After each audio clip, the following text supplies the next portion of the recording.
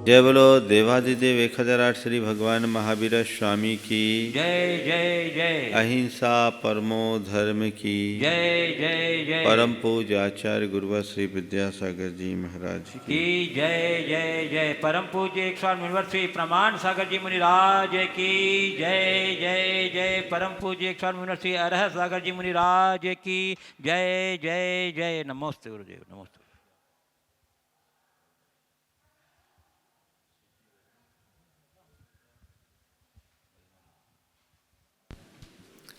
ओम।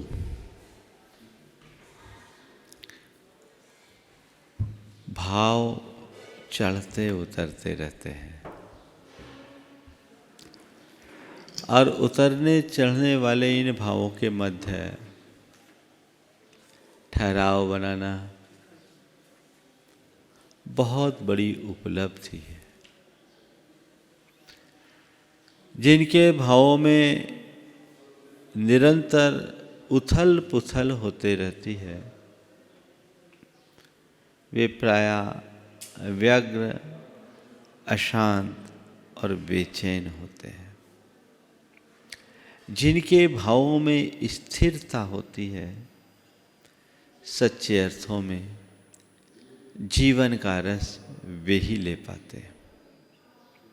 कल बात शुक्ल लेशा के संदर्भ में की गई थी और शुक्ल लेशा के संदर्भ में बात करते हुए मैंने कहा था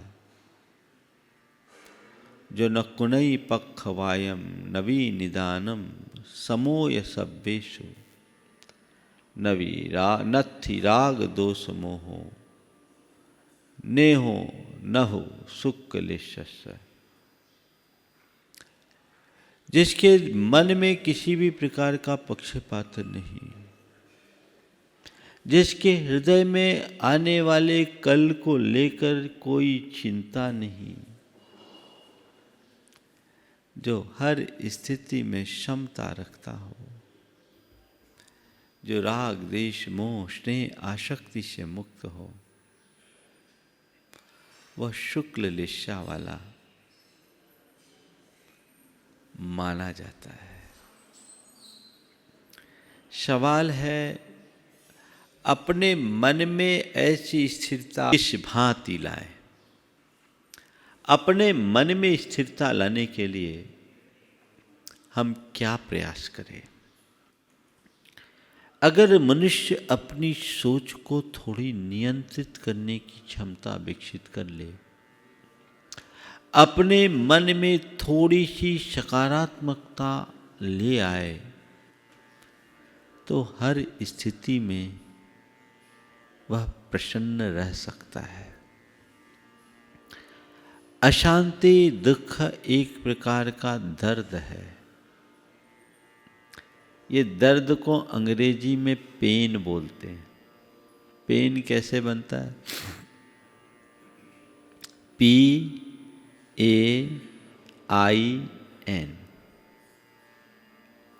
ये पेन बनता है। आप क्या चाहते, पेन या पेन से छुटकारा? क्या चाहते हैं? पेन चाहते हैं या पेन से छुटकारा? तो पहले पेन बना दूं, फिर पेन से मुक्ति करा दूं, ठीक है? चलेगा? सबसे पहले पेन। पेन का सबसे पहला कारण है पी, जो हमें बताता है जिसका नेचर पॉजिटिव रहता है वो पेन पाता है। वो किसी से एडजस्टमेंट नहीं कर पाता। उसके मन में अशांति और उद्वेग होता है। हर चीज का तुरंत परिणाम चाहता है। सबको अपने अनुकूल देखने की बनाने की कोशिश करता है। उसका एक ही सोच होता है कि जो मैं कहूं वह हो, सब पर मेरी हुक्म चले, सब पर मेरी सत्ता हो। अनुभव करके देखो, जब जब मनुष्य ने किसी पर हुक्म चलाने की कोशिश की है तो वो अशांति ही पाया है, उसने पीड़ा ही दी है। संत कहते हैं पेन से मुक्त होना चाहते हो तो पॉजिटिव नेचर लाने की जगह पॉजिटिव बनना शुरू करो। अपने सोच को पॉजिटिव बनाओ और पेशेंस रखो। क्या करो? पेशेंस। मन में धैर्य हो तो सब दुख दूर हो जाता है। बहुत बड़ी ताकत है पेशेंस में, लेकिन मनुष्य प्राय इम्पेशेंस होता है, इसलिए पेन गेन करता है। हमें चाहिए अपनी पॉजिटिविटी को बढ़ाए और पेशेंस रखे, जीवन परिवर्तित हो जाएगा। चाहे कैसा भी दुख हो, चाहे कैसा भी संकट हो, चाहे कैसी भी परेशानी हो, चाहे कितनी भी मुश्किलें हों, रास्ता क्या है? दुख आए तो उसको सहो, कहो मत। जो सहता है वो समर्थ बनता है। चाहे तुम्हारे जीवन में कितनी भी बड़ी विपत्ति हो, चाहे जैसी बीमारी हो, चाहे जैसा वियोग हो, चाहे जैसी विषमता हो, विपत्ति, बीमारी, वियोग, विषमता जिनसे प्रायः व्यक्ति पेन पाता है, पर उसी पेन में प्लेजर घटित किया जा सकता है, बशर्ते तुम्हारे अंदर पेशेंस हो और तुम्हारा एटीट्यूड सही हो। 4 बातें लेकर मैं आज इन्हीं 4 बातों के माध्यम से दुख में सुख उपस्थापित करने की कला की बात करूँगा। पेन को हम देखें, मन में पेशेंस लाएं, एटीट्यूड को पॉजिटिव बनाएं, आई इंटरेस्ट इन ट्रुथ, सत्य के प्रति रुचि रखें, यथार्थ से अपना रुझान बना के रखें, और एन हमेशा नॉन वायलेंस पर अपना विश्वास रखें। तो व्यक्ति के जीवन में कभी पेन नहीं आएगा। आज पहली बात मैं आपसे कह रहा हूं, विपत्ति हो, कैसे भी विपत्ति आए, विपत्तियां कभी बताकर नहीं आती। जो अचानक आ जाए उसका नाम विपत्ति है, और किसी को छोड़ती भी नहीं। साधारण प्राणी की बात जाने दीजिए, महापुरुषों का जीवन भी विपत्तियों से मुक्त नहीं होता, बल्कि महापुरुषों के जीवन में ज्यादा विपत्तियां आती है। विपत्तियों का आना कोई बड़ी बात नहीं है, विपत्तियों से विचलित हो जाना सबसे बुरी बात है। विपत्ति आए, आने दो। महापुरुषों के जीवन चरित्र को पलट करके देखो, उनके जीवन में कितनी बड़ी बड़ी विपत्तियां आती हैं, आई है। उन्होंने विपत्ति की घड़ी में क्या किया? पॉजिटिविटी रखी, अपना एटीट्यूड ठीक रखा, पेशेंस रखा, यथार्थ को अपने सामने रखा, इंटरेस्ट इन ट्रुथ रखा, और विपत्ति की घड़ी में भी उनने नॉन वायलेंस को अपनाया। हम किन्हीं भी महापुरुष के जीवन चरित्र को पलटकर देख ले। किनकी चर्चा करूं? पार्श्वनाथ भगवान को ले लो। पार्श्वनाथ भगवान, आज कुछ भी होता है तो तुम लोग बोलते हो तुमसे लागी लगन ले लो अपनी शरण पारस प्यारा, मेटो मेटो जी संकट हमारा। उन प्रभु पार्श्वनाथ के जीवन चरित्र को पलट करके देखो, कितनी बड़ी विपत्ति आई। एक भव में नहीं, 10 भव तक लगातार विपत्तियां विपत्तियां विपत्तियां आई, लेकिन उनने अपने धैर्य, संयम और सोच के बल पर उस विपत्ति को भी संपत्ति में परिवर्तित कर दिया। किया? तीर्थंकर बन जाने के बाद भी उन पर विपत्ति, बल्कि विपत्ति का पहाड़ तो उन्हें तीर्थंकर अवस्था में ही टूटा। पर वो क्या करे, अटल अविचल बने रहे। मुनि महाराज है, वन में ध्यान मग्न है, 7 दिन तक लगातार उन पर भयानक उपसर्ग हो रहा है।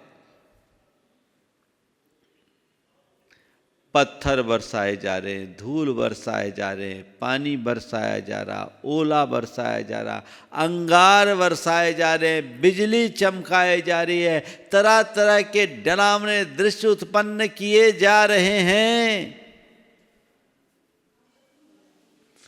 थोड़ी देर के लिए कल्पना करो, कितना रौद्र रूप होगा, कितना भयानक क्षण होगा जब उसके विषय में सोचते हैं तो कुछ पल को रोंगटे खड़े हो जाते हैं। लेकिन धन्य है प्रभु पार्श्वनाथ का पराक्रम।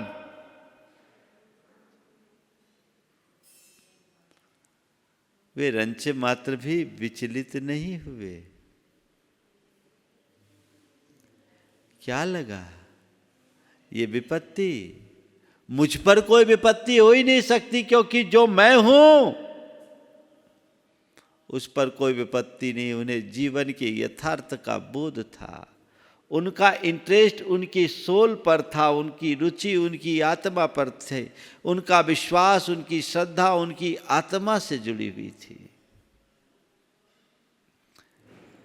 अजर अरूप अरस अरस मरूम बगंधम अब्बतम चेदना गुणमशद्दम जान अलिंग गहनम जीव मनिडिठ संठानम।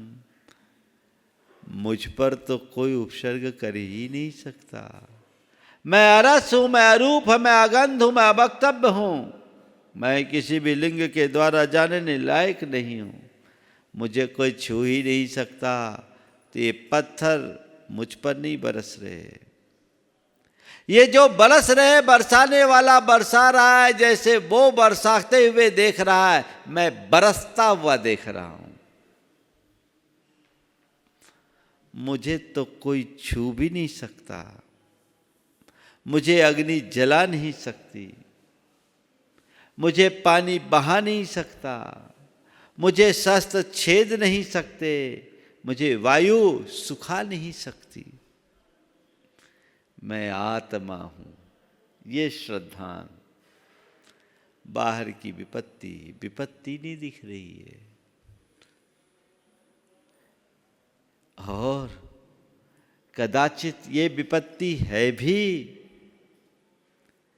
तो ये भी मेरे कर्म काटने का निमित्त बन करके आई है। टल जाएगी और इससे मेरे कर्म झड़ जाएंगे। उसके प्रति भी उनके मन में पेशेंस भी रखा और पॉजिटिव एटीट्यूड भी रखा। पार्श्वनाथ भगवान के पास इतनी क्षमता थी कि वे चाहते और उसका प्रतिकार करते तो उस दुष्ट कमठ को भस्म कर सकते थे, लेकिन उन्होंने कहा नहीं, मेरा धर्म अहिंसा है। कमठ तो निमित्त बनकर मात्र आया है, इसे भस्म करने में कोई लाभ नहीं। भस्म करना है तो उस कर्म को करो जिससे प्रेरित होकर ये कमठ आया है। वे अपनी साधना में डूबे रहे, नतीजा कमठ हार गया, पारसनाथ जीत गए। वो विपत्ति उनके लिए संपत्ति बन गई, उसी विपत्ति से उन्हें केवल्य की उपलब्धि हो गई। कहा जाता है कि पारसनाथ भगवान पर ऐसा उपसर्ग नहीं हुआ होता तो शायद उनको केवल ज्ञान इतनी जल्दी नहीं हुआ होता। महाराज, ये तो तीर्थंकरों के जीवन की बात है, आम आदमी कैसे करे? तुम भाग्यशाली हो, हम तुमका पुण्य ज़्यादा है इस मामले में कि आज ऐसी विपत्तियां नहीं होती, और कोई ऐसी विपत्ति आ जाए तो 50 कानून है। आज वैसे उपसर्ग नहीं होते, लेकिन आज भी जो विपत्ति तुम्हारे जीवन में आ रही, यदि तुम उसे सहने की सामर्थ्य अपने भीतर विकसित कर लो तो विपत्ति में भी अविचलित रह सकते हो। दूर जाने की बात मैं नहीं कहता, तुम्हारे बीच बैठा है हेमंत,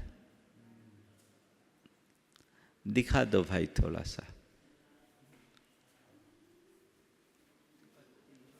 कितनी घोर विपत्ति का सामना। लगभग 1.5-2 वर्ष हो गए, 28 महीने हो गए। शरीर का निचला हिस्सा काम नहीं करता, विपत्ति है, नौकरी छूटी, सब कुछ छूटा, लेकिन उस व्यक्ति के चेहरे की चमक बताता है, वह चमक बताती है कि उसके अंदर बड़ी सी बड़ी विपत्ति को भी झेल लेने का मादा है। ये कर्म का उदय है, सहना पड़ेगा।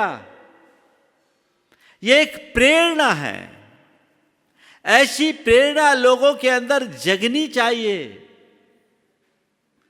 जो लोग थोड़ी थोड़ी बातों में विचलित हो जाते हैं, वो सारी जिंदगी रोते हुए जीने के लिए अभिशप्त रहते हैं। तो ऐसी स्थिति में अपने आप को संभालो, अपने आप को संभालो, और चाहे जैसी स्थिति है उसको सहन करो।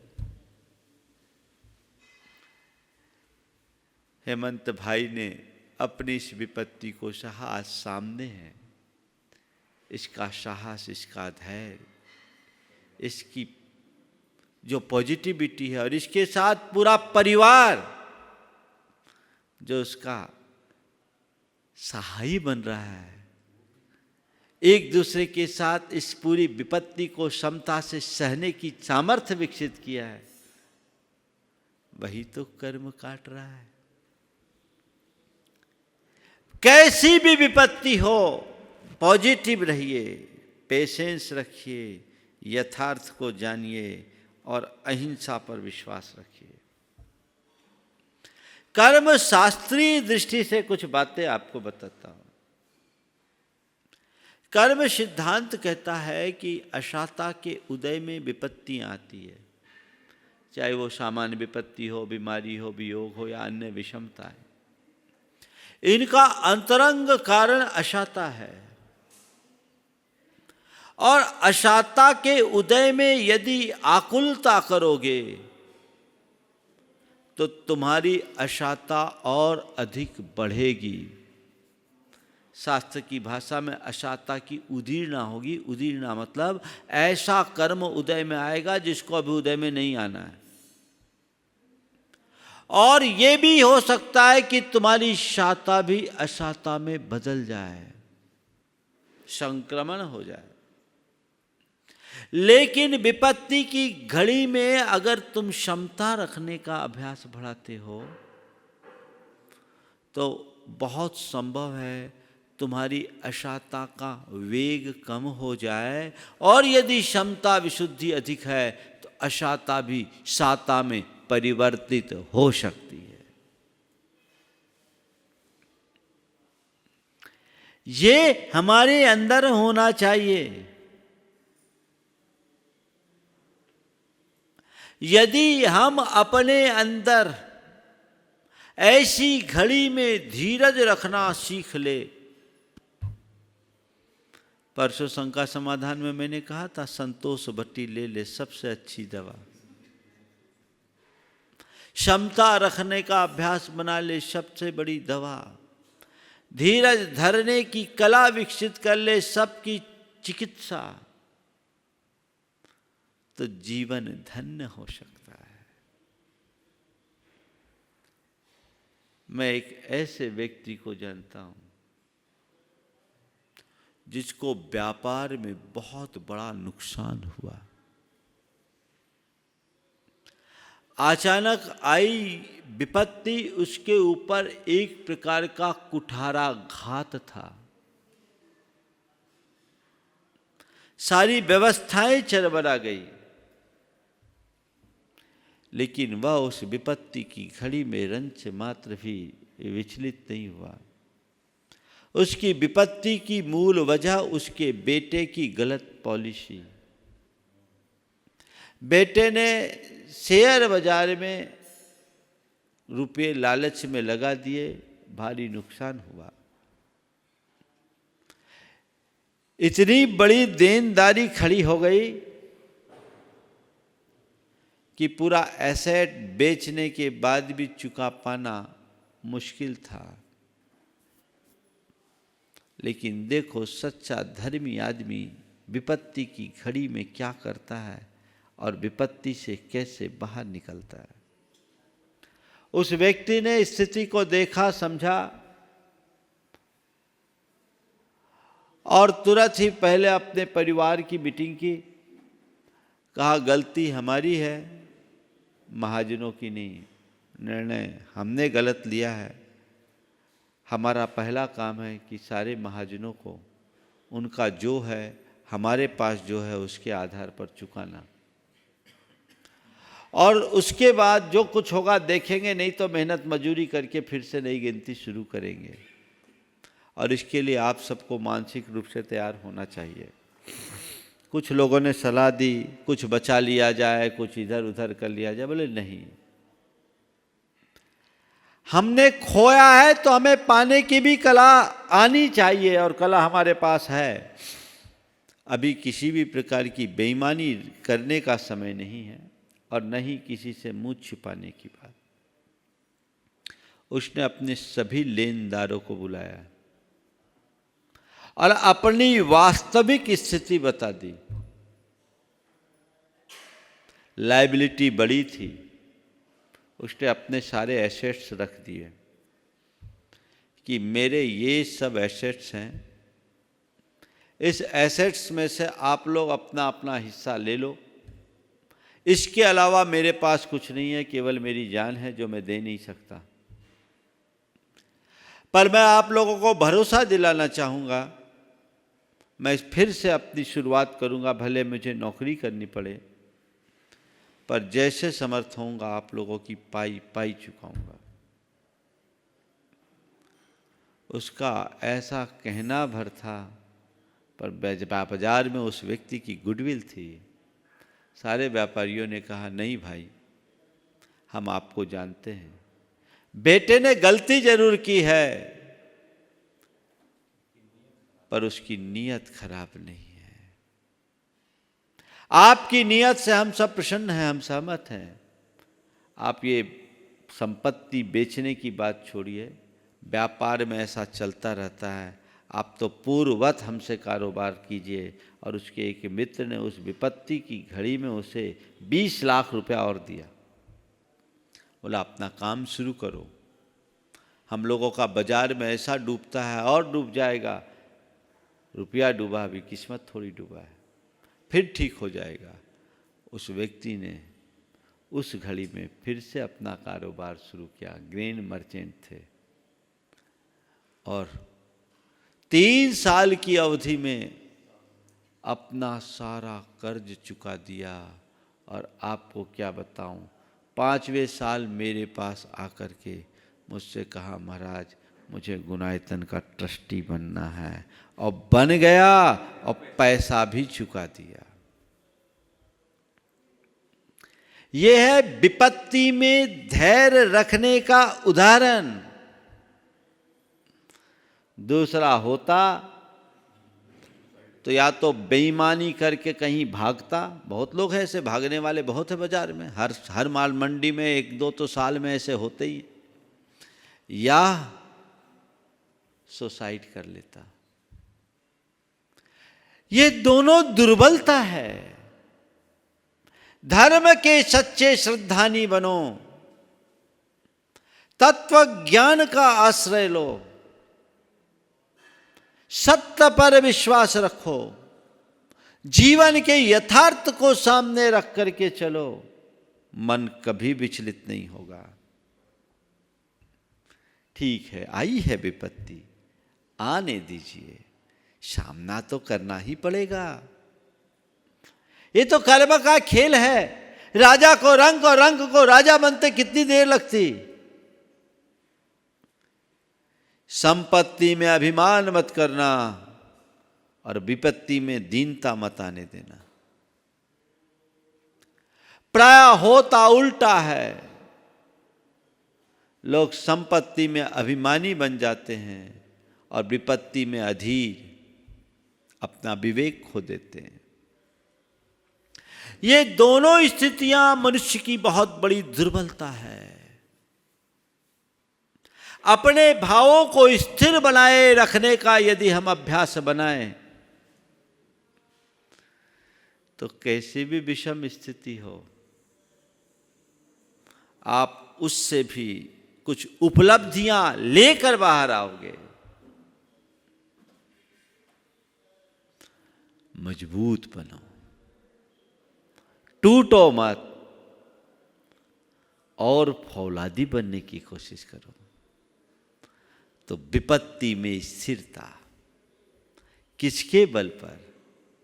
धैर्य के बल पर, सकारात्मक सोच के बल पर, सत्य के प्रति अपनी श्रद्धा के बल पर और अहिंसा धर्म को अपनाकर।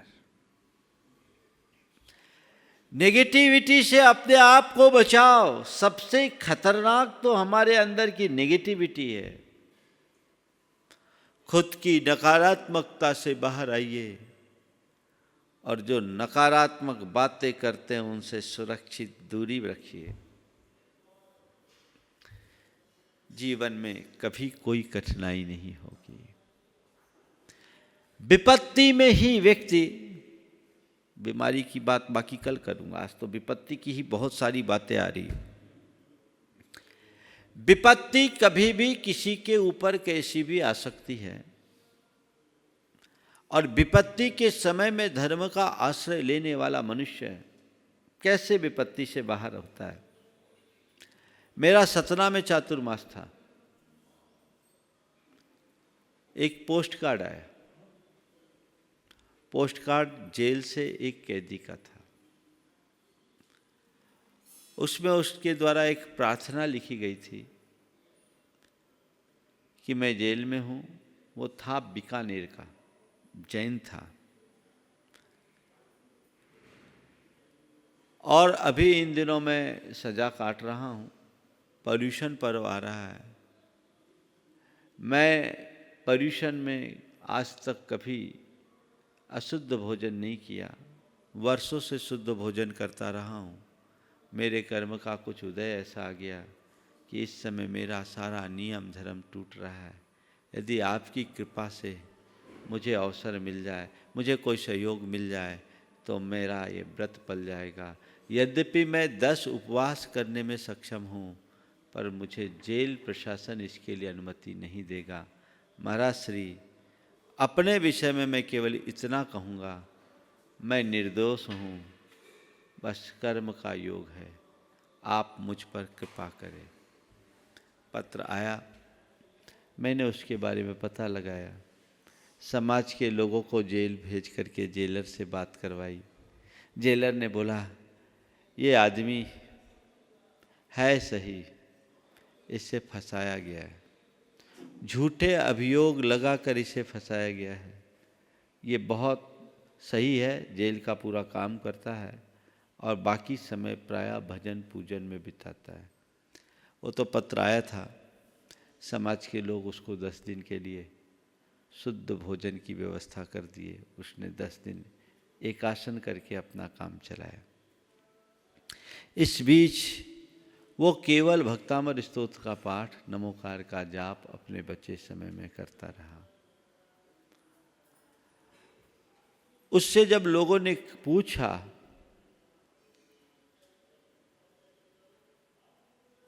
ओम, उससे जब लोगों ने पूछा कि आपके साथ ऐसी विपत्ति आ गई, आप क्या कर रहे हो, उस व्यक्ति ने जो जवाब दिया वो ध्यान देने लायक। बोला भैया कर्म का उदय है, कर्मों को यही मर्जी है कि मैं जेल में रहूं, तो मैं जेल में हूं, पर इस अवधि को मैं कारावास की अवधि नहीं मानता, मैं इसे एक तपस्या के रूप में देख रहा हूं। इस बहाने मैं पूरे घर परिवार और संसार से मुक्त हूं और मुझे मेरी धर्म आराधना और मेरी आत्म आराधना के लिए अवसर मिल रहा है। मैं कर्म को काट रहा हूं। आप सोच सकते हैं ये कितनी बड़ी तपस्या है, ये कितनी बड़ी साधना है। इस तरफ हमारी दृष्टि होनी चाहिए और वैसी भावना हमारे अंदर विकसित होनी चाहिए। तो मैं आप सबसे कह रहा था, विपत्ति कभी भी आए विचलित मत होइए। विपत्ति हमें हर बार अच्छा सबक सिखाती है। अगर हमारी सोच सकारात्मक हो तो हम हर विपत्ति से भी अच्छा लाभ ले सकते हैं। वर्तमान में संपूर्ण विश्व एक भयानक विपत्ति के दौर से गुजर रहा है। इस घड़ी में भी बहुत सारे लोग विचलित हैं, लेकिन यदि सकारात्मक दृष्टि से देखा जाए तो इस विपत्ति में भी बहुत सारे लाभ हुए। सबसे पहला लाभ तो ये हुआ कि पर्यावरण शुद्ध हो गया, नदियां स्वच्छ हो गई, वायु स्वच्छ हो गए, पूरी धरा स्वच्छ हो गई। है इसका सकारात्मक लाभ। इस विपत्ति के, इस संकट की घड़ी ने आपको स्वावलंबी बनने का सबक सिखाया। इसकी वजह से आपकी दिनचर्या में परिवर्तन आया, आपके आचार विचार और खान पान में परिवर्तन आया, आपको अपने परिवार के साथ समय बिताने का अवसर मिला।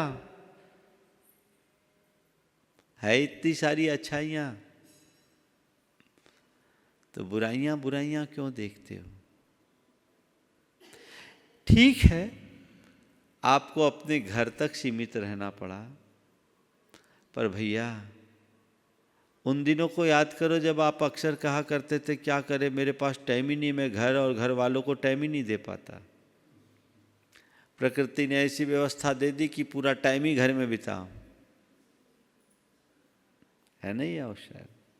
इनकी भी जरूरत है और मनुष्य को हर स्थिति में ढलने का आदी और अभ्यासी बनना चाहिए, तब कहीं जाकर अपने जीवन में कुछ अच्छा कर सकते हैं। सवाल है जब विपत्ति आए तो करे क्या। 4 बातें विपत्ति की घड़ी में हमेशा याद रखो। सबसे पहली बात, विपत्ति को सकारात्मकता से देखो, सोच को सकारात्मक बनाओ। ठीक है, कोई भी विपत्ति है, नुकसान को भी नसीहत के रूप में देखा जा सकता है। एक सज्जन जिनके बेटे ने कारोबार में कदम रखा और 40 लाख रुपए का नुकसान दे दिया।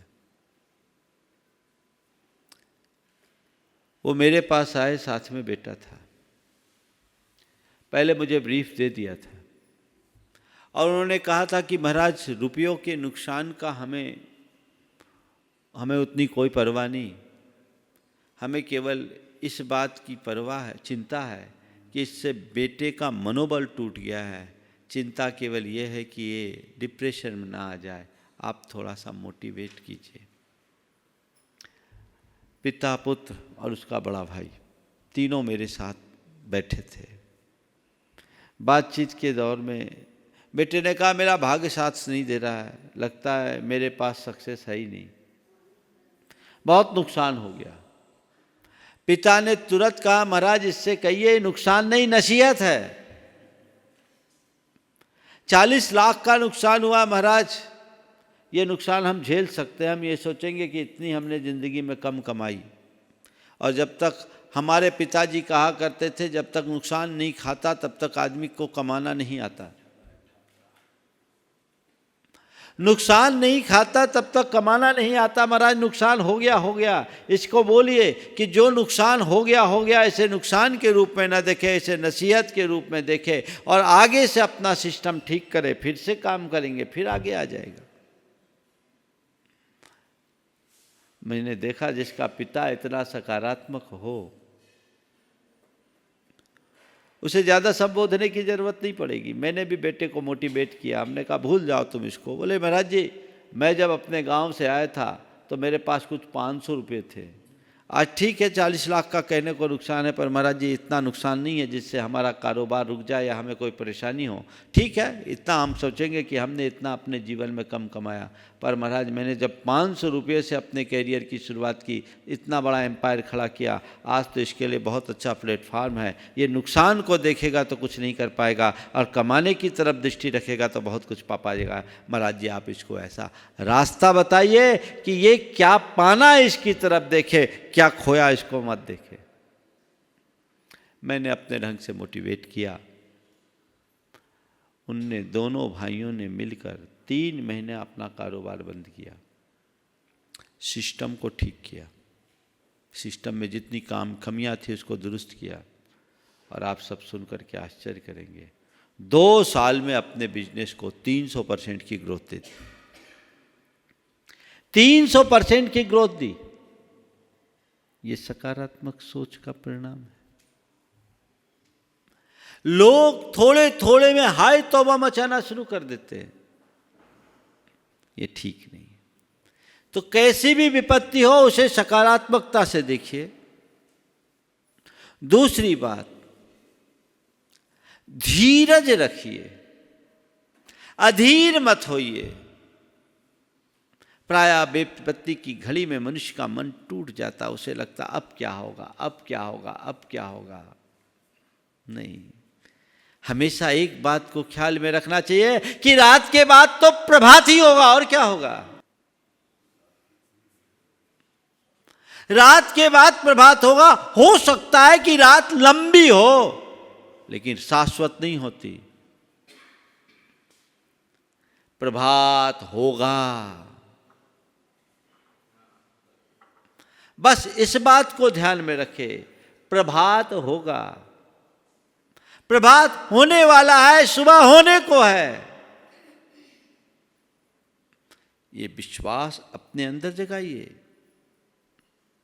एक न एक समा जलाए रखिए, सुबह जरूर होगी। माहौल बनाए रखिए। ये स्थान अपने मन में होना चाहिए। यह जीवन तो नीर किनारा कोई और मिलेगा। बिछड़ा मन का मीत प्रीत के उर्वे व्यथा बहुत है, नीरव नैनों के नीरव चितवन में प्री की कथा बहुत है। बिछड़ा मन का मीत प्रीत के उर में व्यथा बहुत है, नैनों के नीरव चितवन में प्री की कथा बहुत है। मत हो सांस अधीर दोबारा कोई और मिलेगा, यह जीवन तो नीर किनारा कोई और मिलेगा।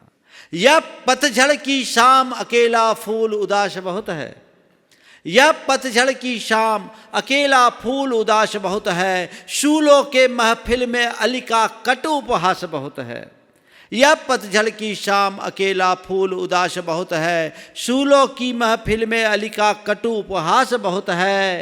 रोमत मृदुल समीर दोबारा कोई और खिलेगा, यह जीवन तो नीर किनारा कोई और मिलेगा, यह जीवन तो नीर किनारा कोई और मिलेगा। बंधुओं, प्रभु पूजा का दीप देह का यह उपमान बहुत है। गंगा जन कहला ले आंसू यह सम्मान बहुत है। रो मत मृदुल समीर हो मत सांस अधीर, यह कहाँ चला गया। प्रभु पूजा का दीप देह का यह उपमान बहुत है। गंगा जल कहला ले आंसू यह सम्मान बहुत है। गा प्रभात का गीत भीत हो अंधियारा पिघलेगा, यह जीवन तो नीर किनारा कोई और मिलेगा। बस बात केवल इतनी सी है जिसके लिए पूरी कविता सुनाई। गा प्रभात का गीत भीत हो अंधियारा पिघलेगा। अंधेरे को कोस कर रात बिताने की जगह प्रभात की प्रतीक्षा में रात काटना अच्छा है। धीरज रखिए, आशावादी बने। ठीक है, आशावादी बनेंगे तो अपने आप ठीक है दिलासा आएगी, मन की अधीरता जाएगी। भैया सब ठीक हो जाएगा, सब ठीक हो जाएगा, सब ठीक हो जाएगा, सब ठीक हो जाएगा, निकल जाएगा। कल बीता खराब, आने वाला कल अच्छा होगा, तो बड़ा अंतर होगा। तो सकारात्मक सोचिए, धीरज रखिए, आशावादी बनिए। और आखिरी बात, हमेशा विपत्ति को भी उल्टे की सीधी व्याख्या करना शुरू कर दीजिए। विपत्ति में भी संपत्ति खोजने की कोशिश कीजिए कि इसमें जो अच्छाई है उसे देखने का प्रयास करें। प्रतिकूल की अनुकूल व्याख्या करना शुरू कर दे तो हमारी सारी विपत्तियां टल सकती है और हम अपने जीवन को सुंदर बना सकते हैं। अपने मन के धैर्य को, अपने मन के संबल को, अपने अंतरंग की क्षमता को विकसित करने का यही मार्ग है। हर व्यक्ति के अंदर ऐसी भावना बनी रहे और हर पल अपने जीवन में स्थिरता बनाए रख सके, इस स्वभाव के साथ यहीं पर विराम। बोलिए परम पूज्य आचार्य गुरुवर श्री विद्यासागर जी महाराज।